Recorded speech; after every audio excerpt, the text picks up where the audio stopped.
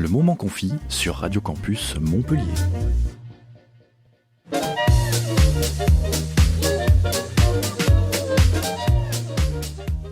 Et sans plus tergiverser, aujourd'hui nous allons écouter la chronique de Lino, la chronique Droit et Philo.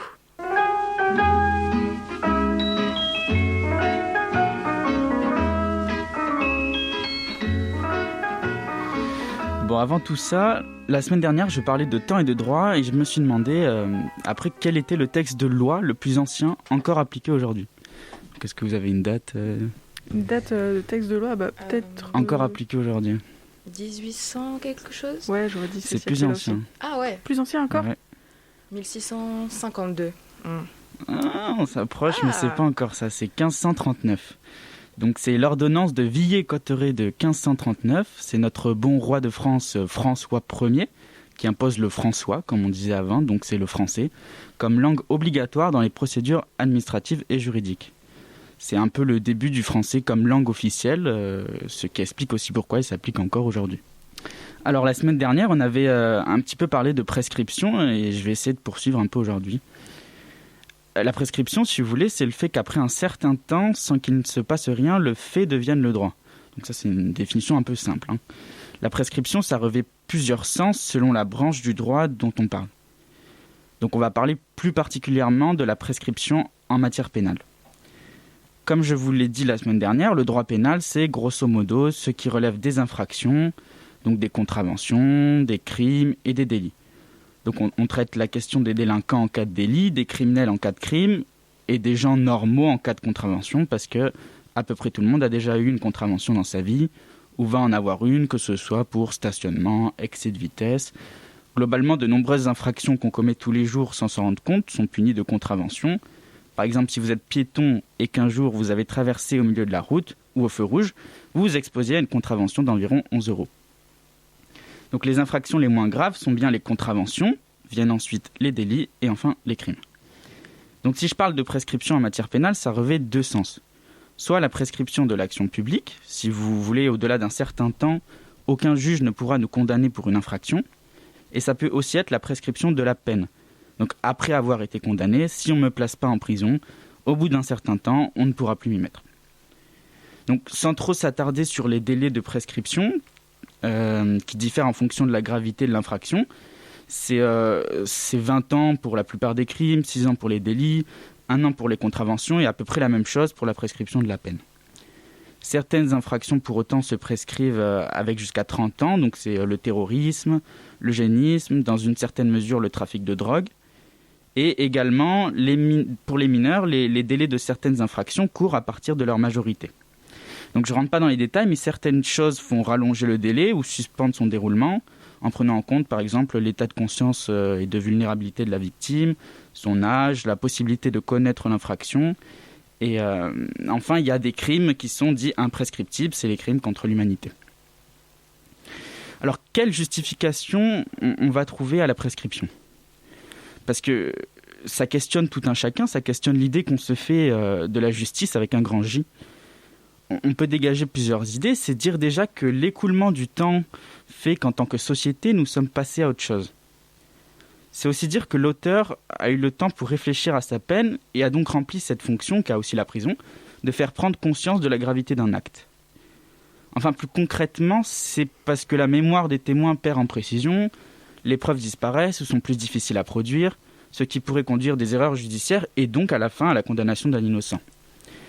Ces idées, on les retrouve chez le philosophe des Lumières César Beccaria, qui défendait le principe de la prescription pour certains délits, en estimant que l'exil du coupable qui se soustrait à la justice suffit dans un certain sens.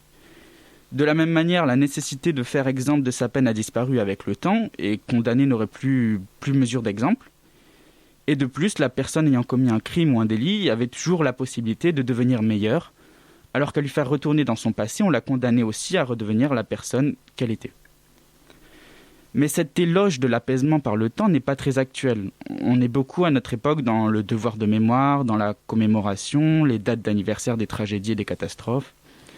Aussi, le fait que le procès pénal soit centré sur la figure de l'accusé d'une part et la défense de la paix d'autre part a tendance ces dernières années à se transformer dans le sens où on s'intéresse de plus en plus à la souffrance des victimes. Le problème à faire reposer un procès pénal sur la subjectivité de la victime ou des représentants de la victime, c'est qu'on va considérer pour un même crime qu'il y a plusieurs niveaux de victimes. Et donc, par ailleurs, qu'un même crime peut ne pas être puni de la même manière.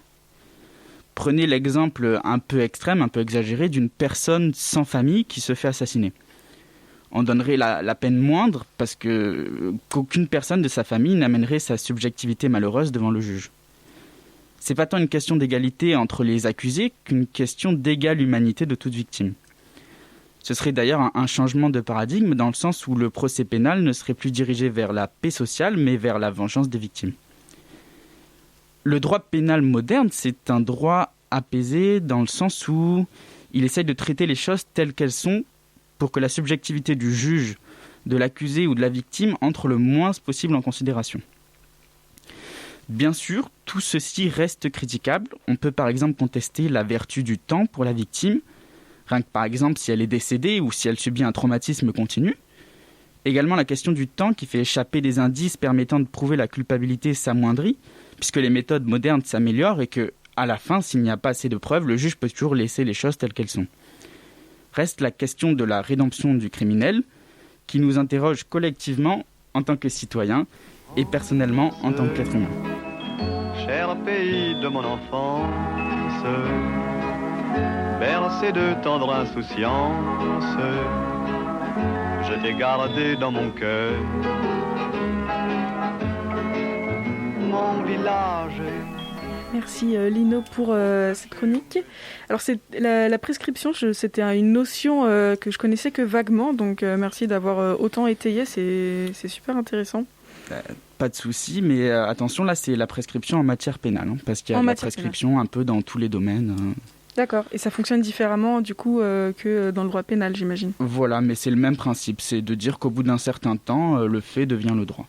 Voilà. Okay. Et d'ailleurs, il me semble que c'est remis en question par rapport à ce qu'on disait, par rapport à l'inceste et tout ça, qui est pas mal dans le débat aujourd'hui. Ouais, c'est ce que je disais vers la fin, c'est que c'est plus très actuel et en ce moment, on remet beaucoup en cause la question de la prescription, etc.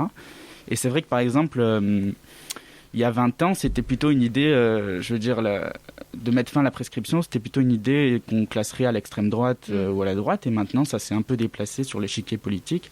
C'est vrai que il y a une plus large partie de la population qui commence à essayer de remettre en cause la prescription. Ouais. Ok, super intéressant. C'était super intéressant, merci beaucoup.